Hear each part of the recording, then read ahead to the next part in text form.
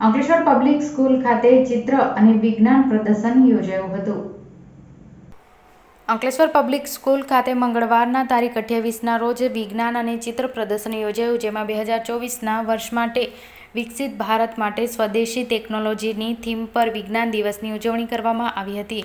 આ પ્રદર્શનની શુભ શરૂઆત શાળાના પ્રમુખ નાઝુ પડવાલા, એડવોકેટેડ ફિરદોસબેન મંસૂર અને હસીનભાઈ પટેલના હસ્તે, અન્ય ટ્રસ્ટીઓ, સ્કૂલના આચાર્યો અને અન્ય શિક્ષકો દ્વારા રિબિન કટ કરી ખુલ્લું મુકાયું હતું।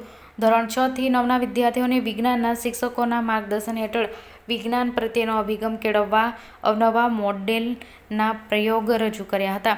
અંકલેશ્વર પબ્લિક સ્કૂલ ખાતે વિજ્ઞાન દિવસ કેમ મનાવવામાં આવે છે તેની સમજ વિદ્યાર્થીઓને સ્કૂલમાં ઉપસ્થિત મહેમાનોએ આપી હતી। 28 ફેબ્રુઆરી 1928ના રોજ ભારતીય વૈજ્ઞાનિક સીવી રમન દ્વારા ઇફેક્ટનું સંશોધન કરવામાં આવ્યું હતું, જેના લીધે દર વર્ષ તારીખ 28 ફેબ્રુઆરીના રોજ વિજ્ઞાન દિવસ તરીકે ઉજવાય છે। વિદ્યાર્થીઓ દ્વારા વિવિધ પ્રકારના બનાવેલા વિજ્ઞાનના મોડેલ તૈયાર કરી વાલીઓ અને ઉપસ્થિત મહેમાનોને વિજ્ઞાનના વિવિધ મોડેલ વિસ્તારની પૂર્વક સમજ વિદ્યાર્થી દ્વારા આપી હતી। વાલીઓએ પણ આ પ્રદર્શનની ઉમળકાભેર મુલાકાત લઈ વિદ્યાર્થીઓને શુભેચ્છાઓ અને અભિનંદન પાઠવી પ્રોત્સાહિત કર્યા હતા। આ સમગ્ર વિજ્ઞાન પ્રદર્શનનું આયોજન શાળાના વિજ્ઞાનના શિક્ષક મારિયા કાનુગા, મંજુ ચંદ્રા અને સફરીન શેખ દ્વારા આચાર્ય ધ્રુતાબેન રાવલના માર્ગદર્શન હેઠળ સમગ્ર શિક્ષક સ્ટાફ દ્વારા સફળતાપૂર્વક કરવામાં આવ્યું હતું।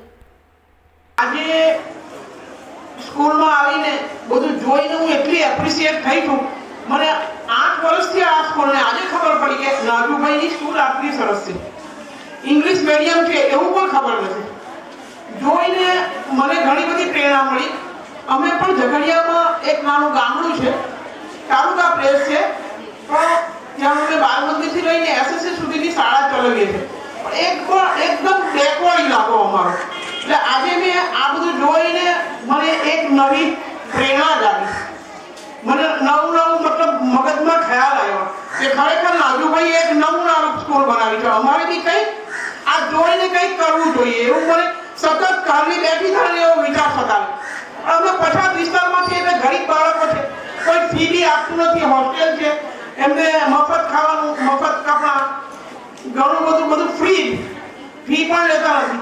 પણ નાજુભાઈની એક વાતે મારા દિલ પર અસર કરી ગઈ કે આ બધું તો ફી ને એ બધું તો હોવું જ જોઈએ, તો એ વાલીને પણ બાળક શું છે જવાબદારીનો ખ્યાલ રહે, અને બાળક પણ ફી ભરીને ભણે ને તો એને પોતાને પણ એવું લાગે કે મેં કંઈક ભણ્યો છું।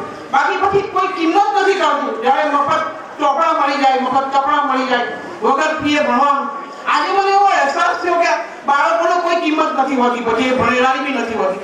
એટલે હવે વારંવાર નાજુભાઈને મળીશું, આ સ્કૂલના ટીચરોને મળીશું, સ્કૂલના બાળકોને મળીશું, અમારા શિક્ષકોને પણ અમે અહીં લાવીશું કે તમે જુઓ, અને અમે કંઈક સુધારવાની અમને પણ તક આજે મળી છે એવું મને લાગે છે।